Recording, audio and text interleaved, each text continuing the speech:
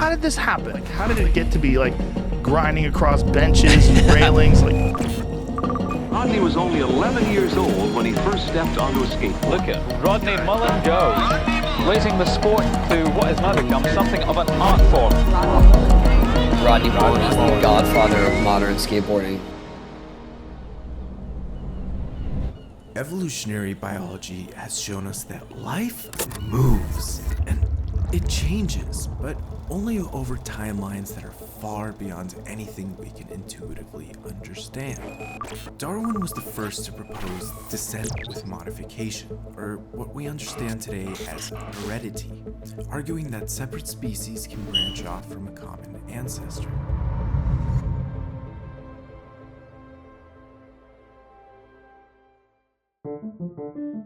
Skateboarding might not seem like the ideal repository for knowledge, but there's more here than meets the eye.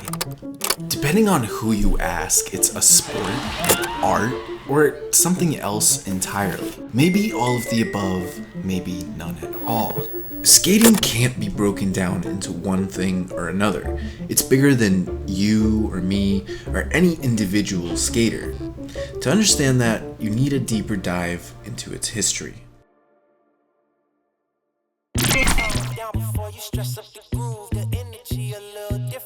By the late 80s, skaters had begun to repurpose their environments and use their tools in entirely new ways. By redefining itself and its relationship to its environment, skating exited the realm of a backyard activity and became a full-blown social phenomenon that upset the traditional layout of urban areas. Get out of here, you're fucking up our building! Of course, the proper authorities took issue with this, and even in his 40s, Rodney Mullen would get chased out of no skating garages. All of a sudden, the act of skating became an active engagement of one's surroundings. The skater, by no choice of his own, became an object of politics because his freedom, for whatever reason, was seen as threatening to safe suburban America. Kids are fucking hitting me and my daughter. What? Take your skateboards and get off of this property. What's your problem, huh? Nothing. You got some ID? How old are you? 13. I'll put you off, put the handcuffs on you, put you in my car. Where do you live? Where do you live? 2,000 dollars now. Yep. We didn't do anything. No, what did I do, officer?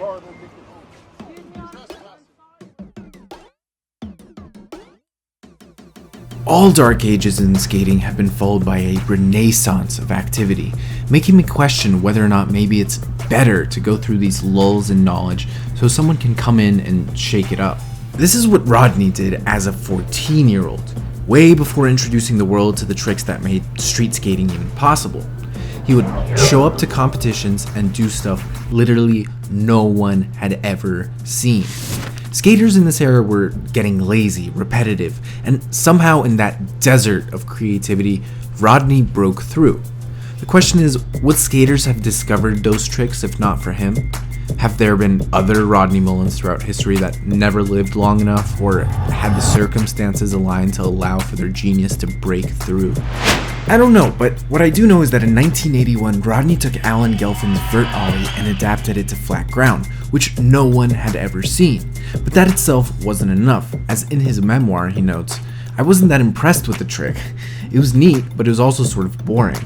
To me, it served as a key that opened the door to an unlimited number of new tricks. Now, if I could pop high enough and give myself enough time, I could complete tricks airborne, and that offered a world of opportunity. It was as if I had been given a whole new perspective on skating because the plane on which I could skate had just doubled." This made the kickflip possible, which people first called the magic flip because it was so unbelievable. Now there was a real bridge between freestyle skating, which was where Rodney was revolutionizing the sport, with Vert, where Tony Hawk, Mullen's contemporary, was revolutionizing the sport. I learned figure flippers on Vert because I was inspired by Rodney doing it.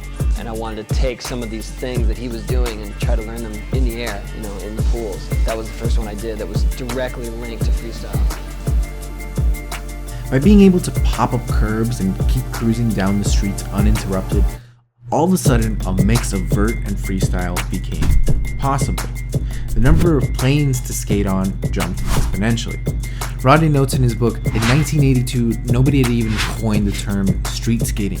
At first, it was actually called street style. Suddenly, it wasn't even clear what skating was anymore.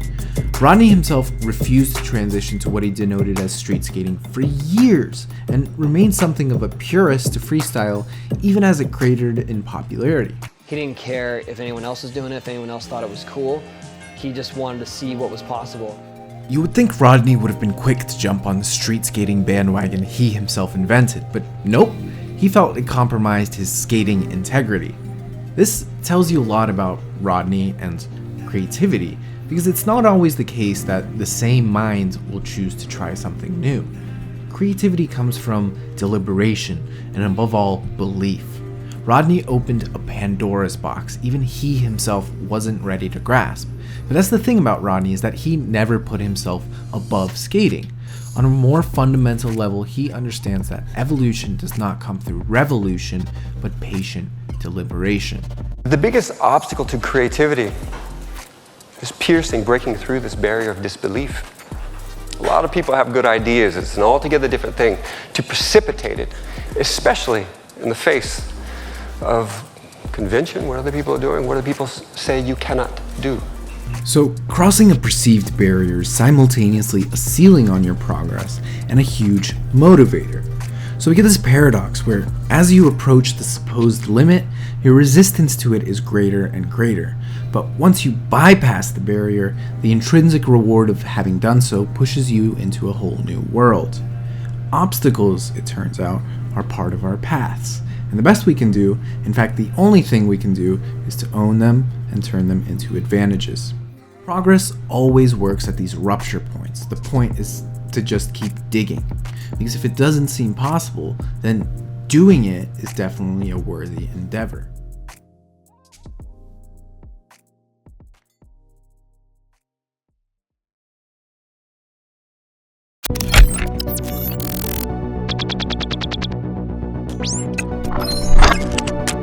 In skating, this line between what's possible and what's just too risky has always been fluid.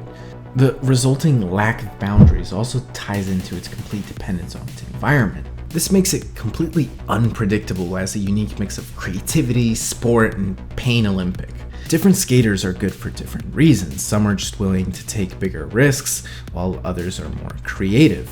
So throughout the evolution of skating, this has meant that different things become possible. Whether it was an art, a sport, or some recess for hooliganry, one thing is indisputable. By 1990, skating had utterly changed, never to be the same again.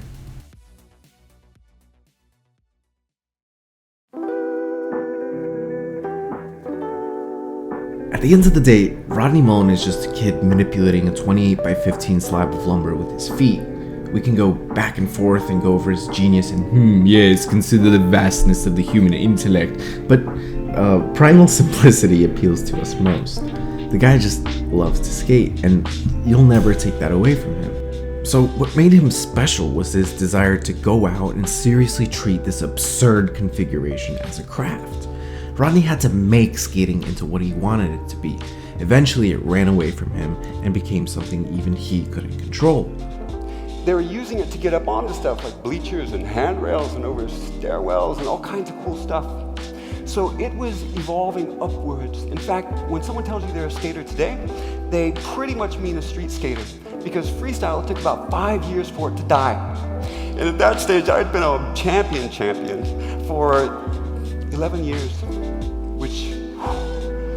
and suddenly it was over for me. That's it. As we mentioned earlier, it took him a long time to transition to street, and it was only in 1989's famous mixtape Rubbish Heap that team member Jeremy Klein deliberately broke Rodney's freestyle skateboard before handing him a note from Morocco declaring the death of freestyle, along with a shiny new street board.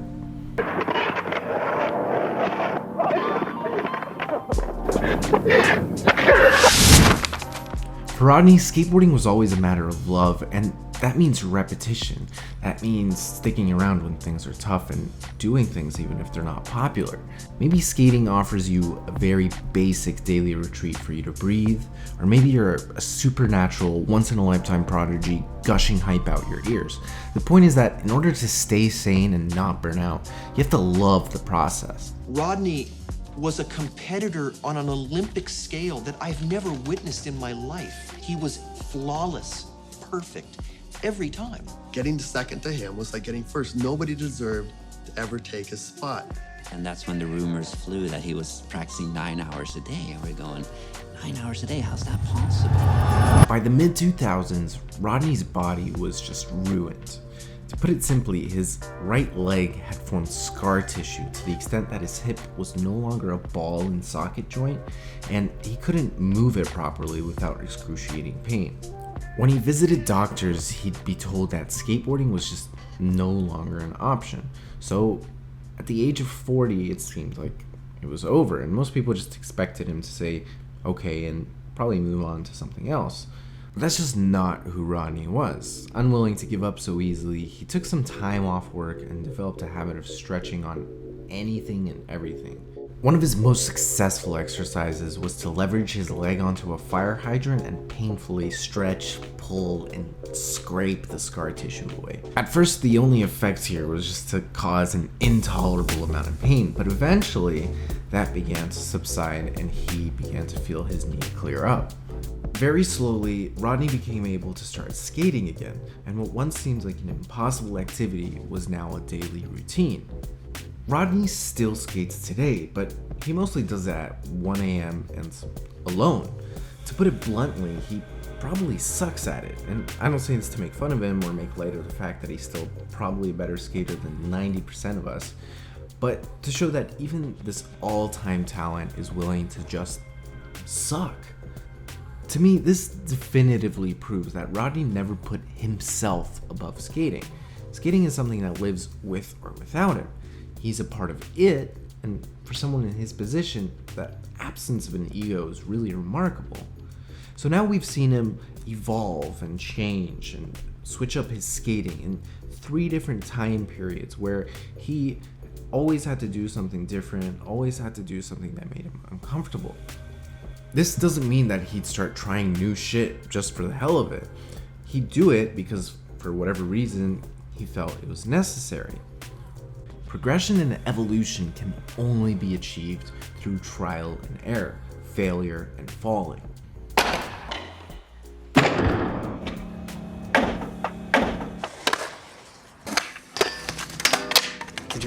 Skaters will try a trick 100 times in a row until they finally land it. Even the skaters who we considered as super smooth and just cool looking, and trust me, Rodney over his career considered himself robotic and very uncool, but even those cool skaters have to accustom themselves to dealing with tedium, to just doing the same things over and over again. Being able to deal with this repetition is an essential part of skating.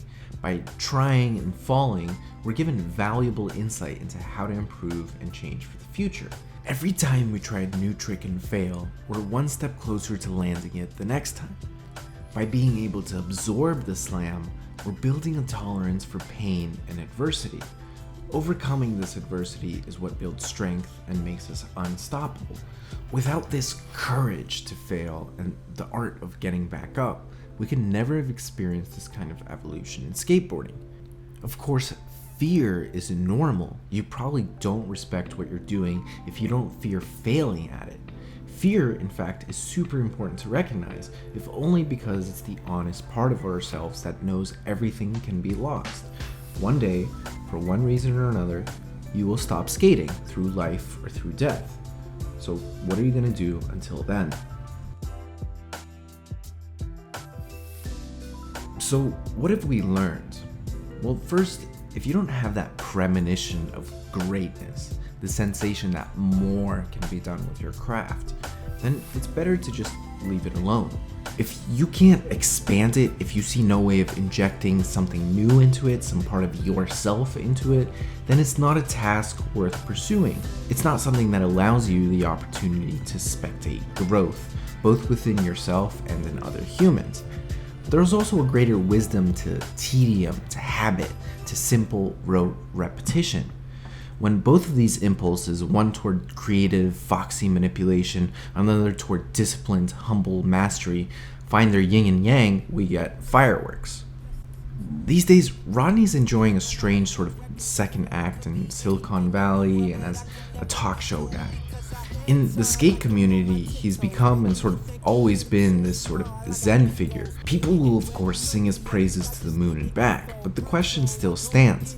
Do we really understand him?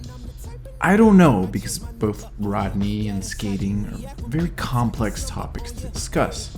But I do hope that with this video, you were able to gain a bit more insight into both.